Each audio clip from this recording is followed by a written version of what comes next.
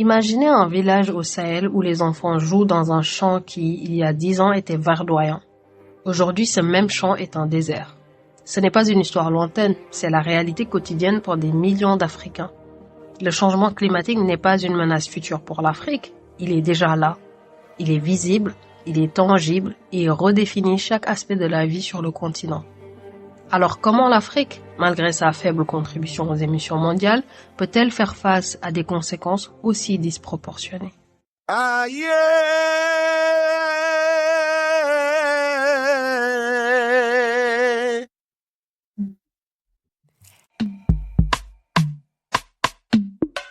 Talcamin. Hello Aïcha, Hello Tché, comment vas-tu? ça va et toi? Ça va, ça va. Aujourd'hui, là, on vient parler encore d'un sujet. Hmm. Donc, coucou tout le monde, j'espère que vous allez bien. Alors aujourd'hui, nous allons explorer l'impact du changement climatique en Afrique à travers différents prismes historiques, culturels, philosophiques et même artistiques, avant de clore par une réflexion sur l'avenir du continent. En parcourant ces sujets, nous découvrirons comment l'Afrique réagit et s'adapte aux bouleversements que le changement climatique pose. Donc, asseyez-vous et puis on commence. Aïcha, Oui.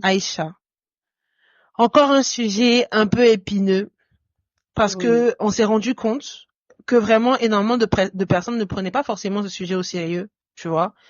Et même nous-mêmes, en fait, en voulant faire cet épisode, on s'est vraiment rendu compte qu'il n'y avait pas énormément il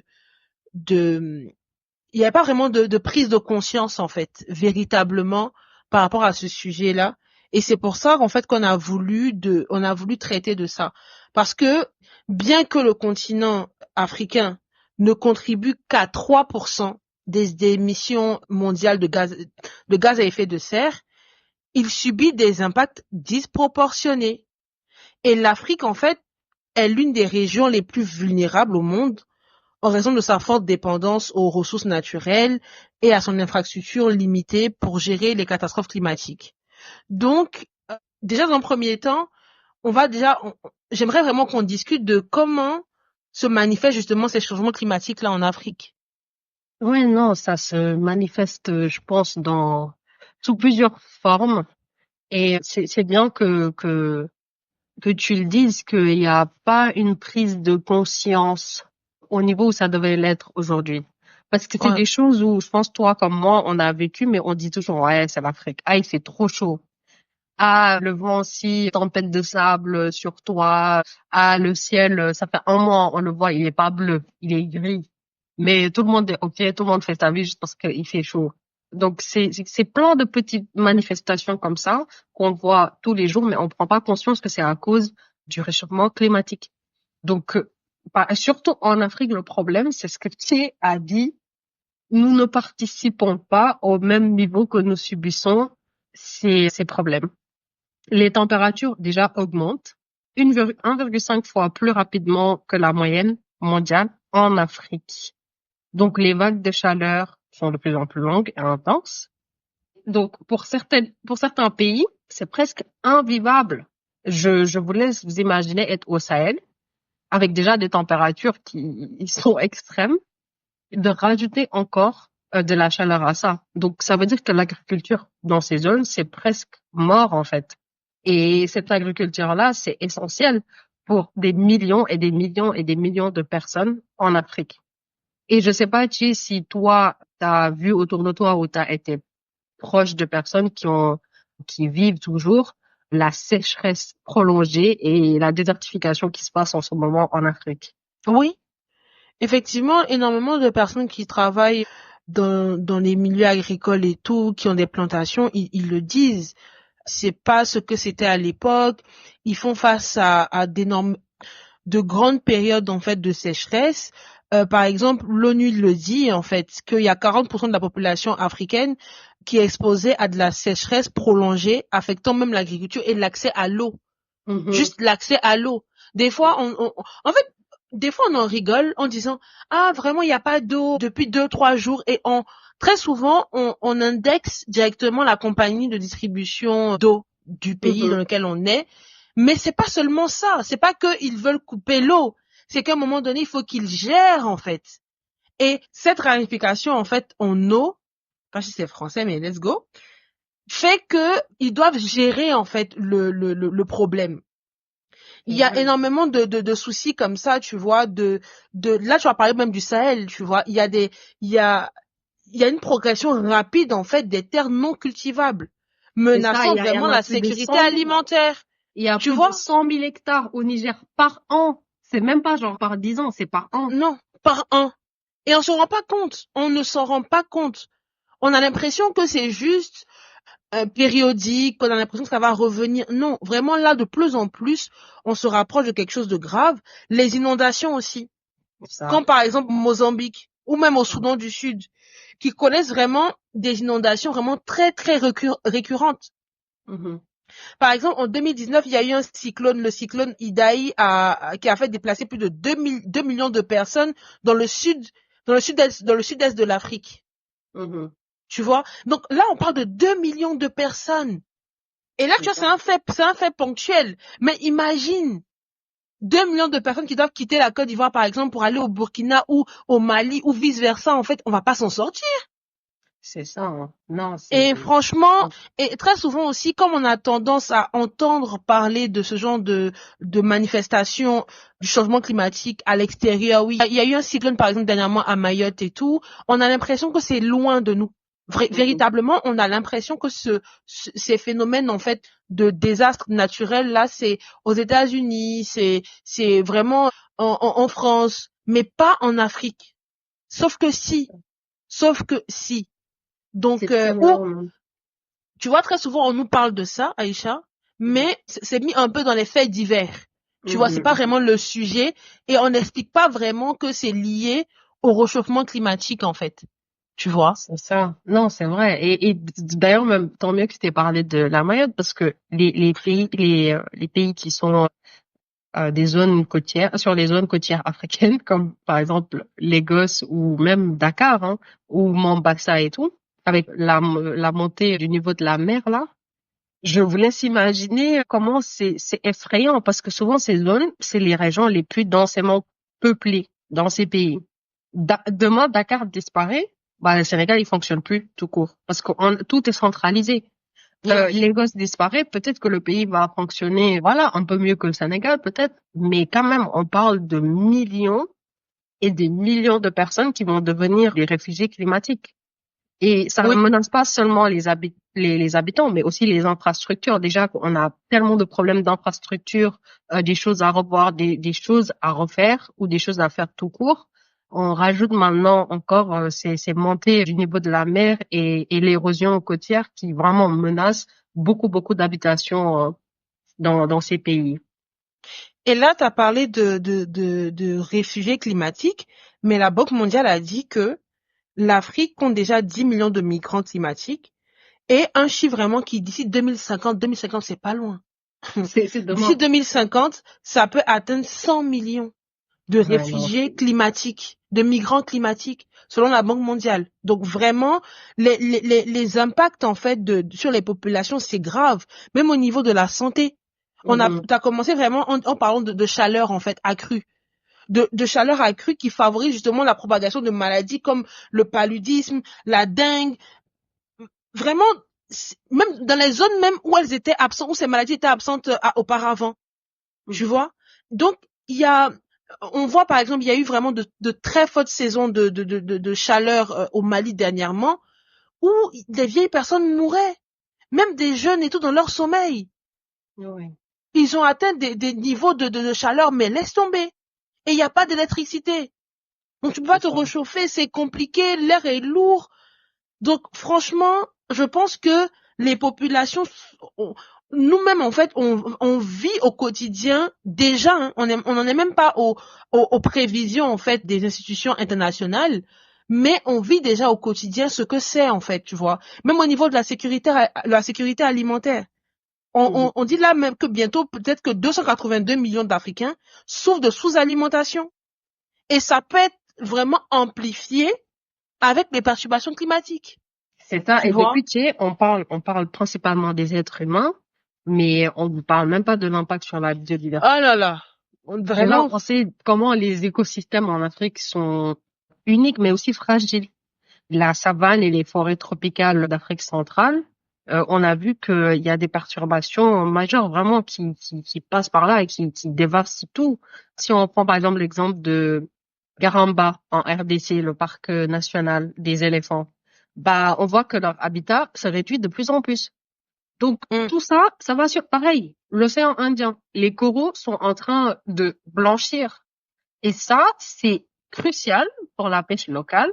Mais non seulement, donc, on leur enlève tout ce qui leur permet de manger. Donc, il n'y a plus de poissons. C'est tellement chaud et sèche que, bah, on peut plus faire d'agriculture comme on comptait le faire. Ou en tout cas, les rendements sont de plus en plus petits. Comment on va faire? Tout le monde est affecté. C'est pas que les êtres humains. Mais pour nous, ça va être de pire en pire. Et comme tu l'as dit, les conséquences socio-économiques du changement climatique en Afrique sont juste vraiment catastrophiques. On parle pas aussi des conflits qui commencent à se créer liés à ces ressources, à ces manques, je dirais plutôt, de ressources. ouais. Parce que avant, ok, d'accord, il y avait des ressources pour tout le monde, mais maintenant, il faut faire de la compétition parce que les ressources sont limitées. Tu l'as dit tout à l'heure, tu sais, l'eau, les terres agricoles. Donc, entre agriculteurs et éleveurs, c'est compliqué parce que tout le monde veut la même chose, mais cette chose qu'on veut, bah, elle est limitée. Je parle par exemple au Tchad, il y a eu pas mal de disputes qui sont liées à l'eau. Donc c'est le Sénégal, pareil, si on regarde entre le Sénégal et la Mauritanie, il y a eu beaucoup de Sénégalais qui ont été tués parce que on se bat pourquoi? Pour la pêche, pour avoir accès et on a peur que l'autre nous vole le peu de ressources qu'on a. Donc je pense que c'est très dramatique ce qui se passe et le secteur agricole vraiment est vachement touché. Et ça, je pense qu'il est important qu'on commence à adapter des initiatives qui vont régler ce problème parce que le secteur agricole, pardon, emploie plus de 60% de la population africaine. Donc, ça veut dire que c'est l'emploi principal des millions et des millions de personnes qui va potentiellement disparaître à cause, encore une fois, des faibles rendements, l'imprévisibilité des saisons. Donc, c'est très compliqué. Je sais pas si t'as vu des initiatives ou des techniques d'adaptation que l'Afrique a adoptées qui va dans le sens que l'Afrique a adopté, pardon, qui aiderait à adresser ces questions de changement climatique. Oui, il y a quelques initiatives hein, qui ont été mises en place, mais on ne cessera jamais de le dire. Hein. On a l'impression d'être vraiment 10, 20 ans en arrière, tu vois. On Hmm. ne doit pas être à ce stade, en fait, d'initiative en 2025, tu vois. On doit être vraiment plus loin parce que le danger est vraiment proche. Ne même pas dire le danger, il est là, tu vois. Mais il y a des initiatives qui sont super bien. Par exemple, la Grande Muraille Verte, qui est un projet visant à reboiser 8 000 kilomètres de terres arides à travers 11 pays africains de l'ouest à l'est du continent, tu vois. Il y a également les énergies renouvelables, comme par exemple dans des pays comme le Kenya, le Maroc, ils investissent énormément massivement dans l'énergie solaire et éolienne. Le Maroc aujourd'hui est le leader africain avec la centrale solaire de Nouarzazate. Donc, il y a des programmes. Il y a même un programme aussi qui soutient les communautés vulnérables du Sahel en leur fournissant des outils pour s'adapter à la sécheresse, aux inondations. Mais encore une fois, ce n'est pas assez. Après, là vraiment, là, je parle de projets envergure, voilà. C'est assez grand. Tu vois, ça prend un peu toute l'Afrique, comme on a vu là, le projet Muraille Verte qui prend l'Afrique de l'Ouest jusqu'à l'Afrique de l'Est, mais tu as Ouais. aussi des initiatives locales, tu vois, comme par exemple des coopératives agricoles qui utilisent des technologies simples, comme le système d'irrigation goutte par goutte, pour maximiser le rendement tout en préservant aussi leurs ressources en eau. Tu as aussi des startups africaines qui commencent à se développer des applications mobiles pour aider les agriculteurs à prévoir les conditions météorologiques, à optimiser leur culture et tout ça. Mais pour moi, en tout cas, c'est ce que j'ai pu voir qui a commencé à être fait à ce niveau-là. Je sais pas à ton niveau si tu en connais. Oui, non, non, c'est vrai, je suis totalement d'accord avec toi. On se demande aussi, est-ce que c'est assez? Et je pense que on a toutes les réponses que ça n'est pas, mais oui, c'est clair que l'Afrique commence à devenir un leader en ce qui concerne les initiatives et adaptations pour essayer de contrecarrer les effets du changement climatique. Moi, il y a un qui m'a marqué en plus des initiatives dont tu nous as fait part tout à l'heure, c'est la ferme éolienne de Turkana. Parce que toi, comme moi, je pense qu'on entend beaucoup le fait que bah, les systèmes éoliens ne sont pas très très développés en Afrique. Je ne sais pas pourquoi. Je sais pas, est-ce qu'on se dit qu'on n'a pas les capacités d'eux, mais en tout cas, cette ferme produit déjà 15% de l'électricité du Kenya.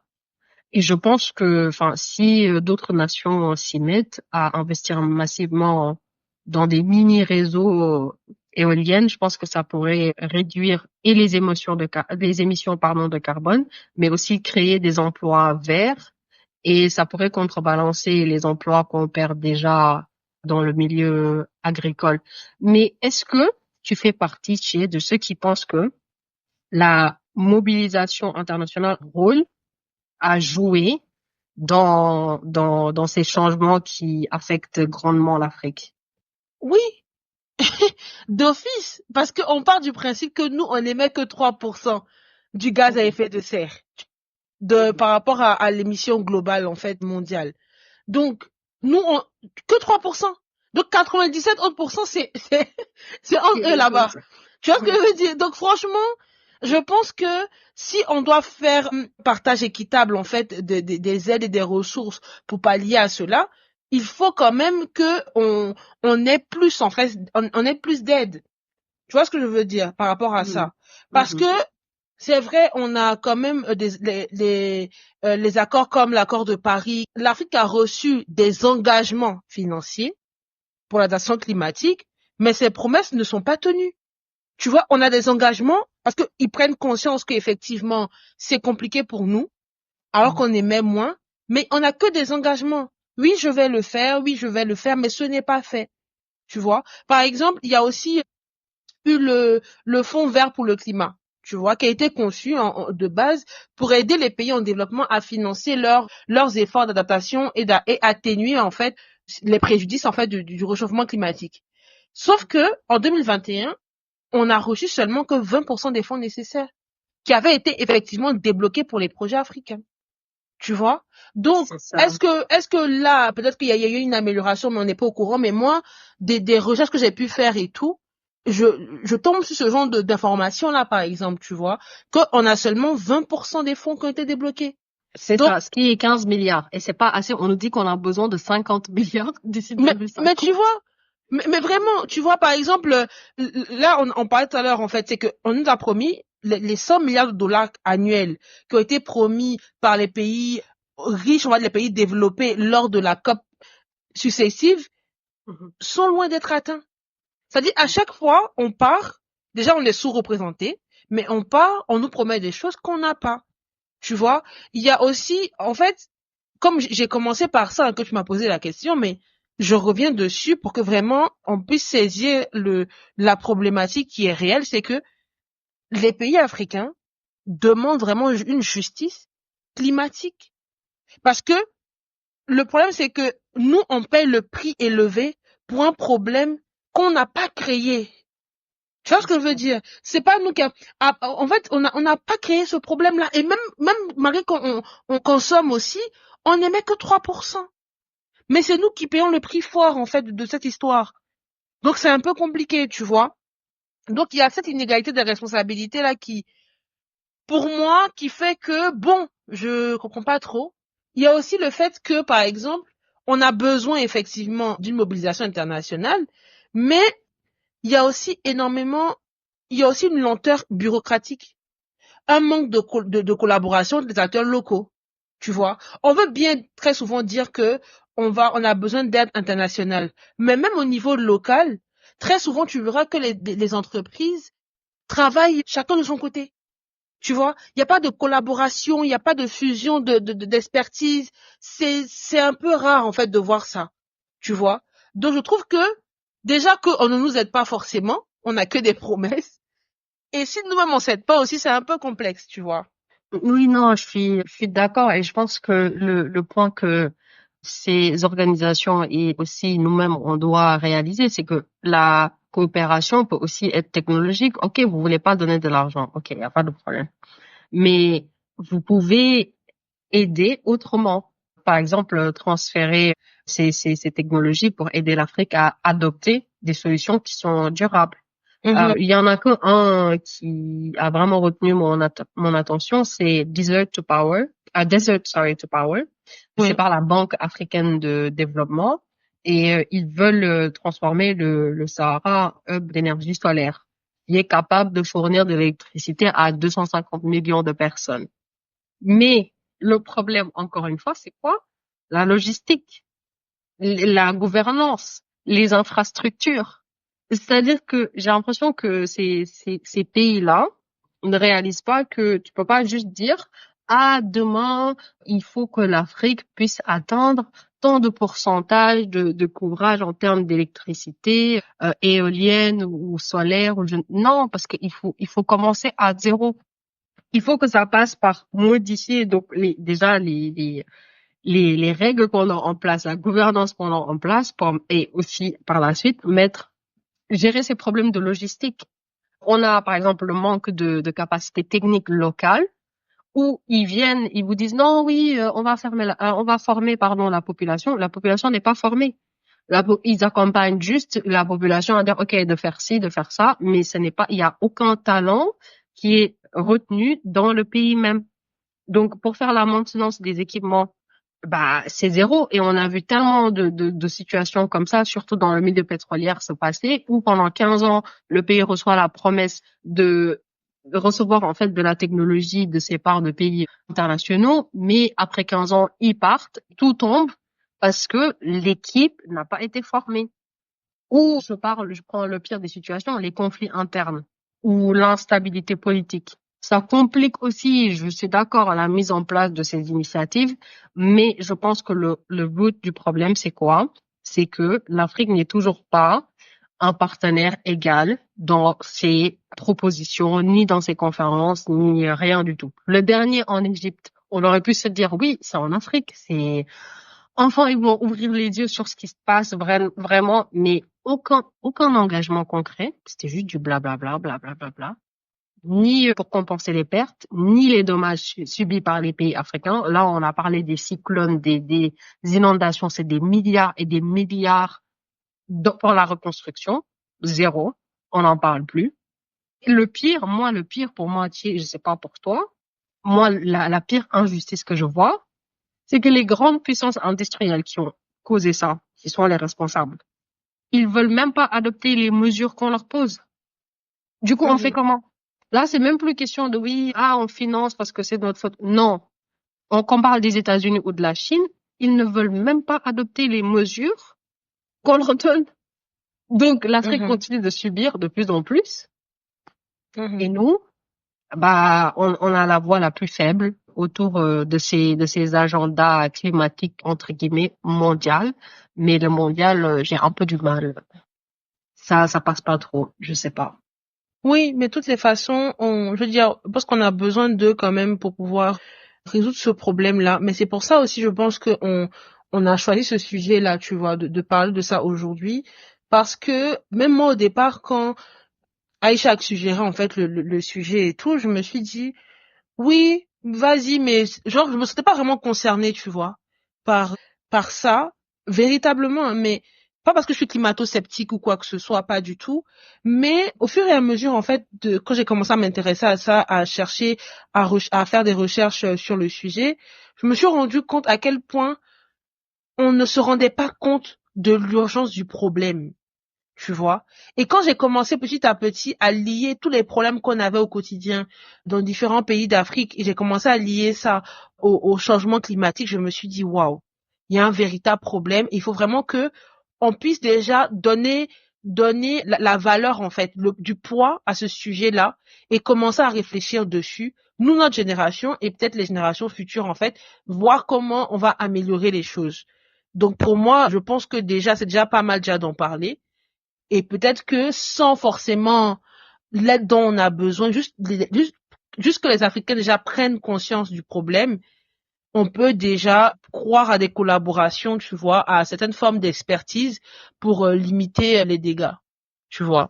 C'est vrai ça, surtout la prise de conscience. Je pense que ça va être le plus gros problème. Moi, par exemple, personnellement, j'ai toujours été sensible à ce sujet parce que j'ai mon grand-père qui a des champs et qui lui-même est très sensible à ce sujet de faire attention, de faire des comparaisons de lui à son époque et à moi à mon époque et d'être forcément très touché par ce changement climatique et d'essayer d'encourager les gens autour de lui, de leur faire ouvrir les yeux. Ah, il faut peut-être qu'on change ça, qu'on agisse de cette manière, qu'on essaye de protéger, de faire telle initiative et d'avoir toujours cette réponse de ah, mais ça, c'est des conneries, c'est pas réel, c'est comme ça. Et de ressentir et de recevoir aussi son angoisse au quotidien de, ah oui, les gens, ils sont pas du tout conscients de ça. Genre, ils se couchent, ils dorment, et moi, je dors pas, parce que je m'imagine de comment la situation va s'empirer, et eux, ils sont là maintenant, non, c'est pas du tout le changement climatique, c'est rien. Je pense que le syndrome qui touche les Américains me touche aussi un peu de fait que bah on observe ce qui se passe, mais il n'y a pas la prise de conscience, je pense qu'il faut par rapport à ce sujet. Ça c'est sûr.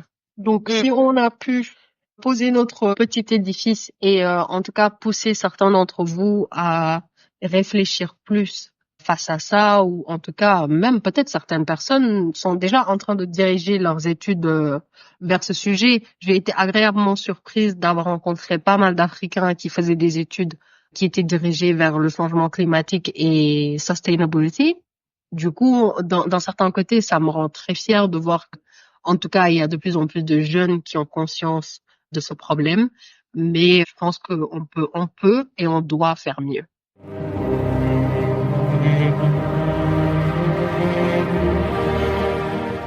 Je me suis rendu compte vraiment que l'Afrique est vraiment à un carrefour critique face au changement climatique, véritablement. Et le continent doit non seulement s'adapter, mais aussi revendiquer vraiment son rôle de leader dans la recherche de solutions durables. Les initiatives locales, comme on a pu le voir en fait, et les innovations montrent que malgré les défis, l'Afrique peut vraiment transformer cette crise-là climatique en opportunité. Mais le problème, c'est qu'il est urgent d'agir ensemble. Il faut vraiment que les gouvernements, les institutions internationales et nous-mêmes les citoyens, en fait, on puisse se mettre ensemble et agir et soutenir, en fait, les communautés locales et les forums internationaux.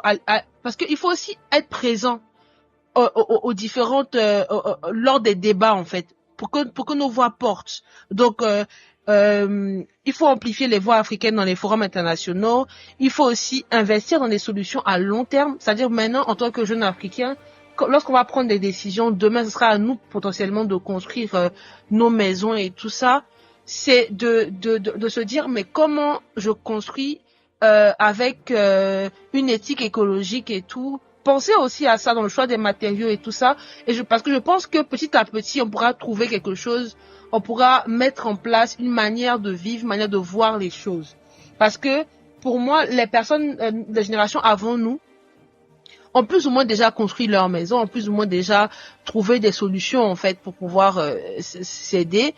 Donc, c'est à nous, en fait, de commencer à à investir dans des solutions à long terme. Mais j'aimerais terminer sur ça, en fait, sur ce que Wangari Maathai, lauréate, du prix Nobel a dit. Elle a dit, nous sommes les gardiens de cette planète. Agissons maintenant, car chaque geste compte. De toute façon, nous, au niveau des gestes, on connaît déjà. La même bouteille de Fanta, la bouteille de Bissap demain, la bouteille de jus de passion demain. Nous, on sait comment on recycle, en fait. Nous, le recyclage, on connaît. Mais malheureusement, on prend les pots cassés, en fait, de certaines actions à l'international, mais il faut pas qu'on se laisse abattre et qu'il faut vraiment qu'on prenne les choses à cœur.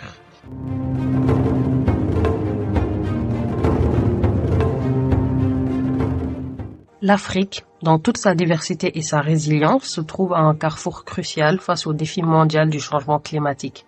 Les manifestations tangibles sur le continent telles que les sécheresses, les inondations, la désertification qu'on a mentionnées rappellent l'urgence de la situation et le besoin de réponses adaptées.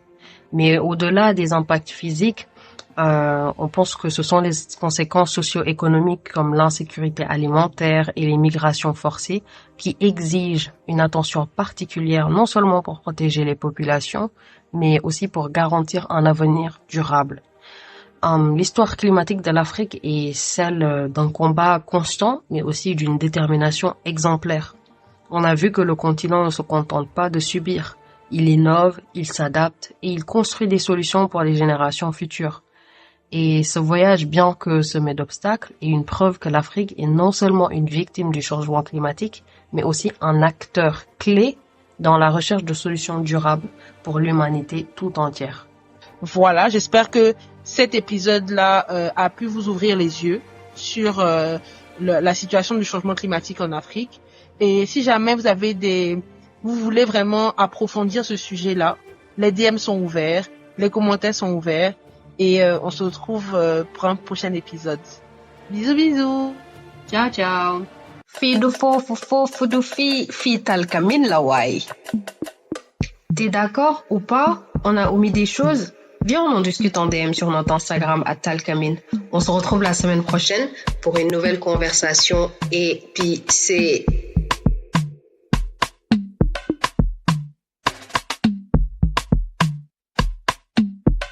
Talkamine.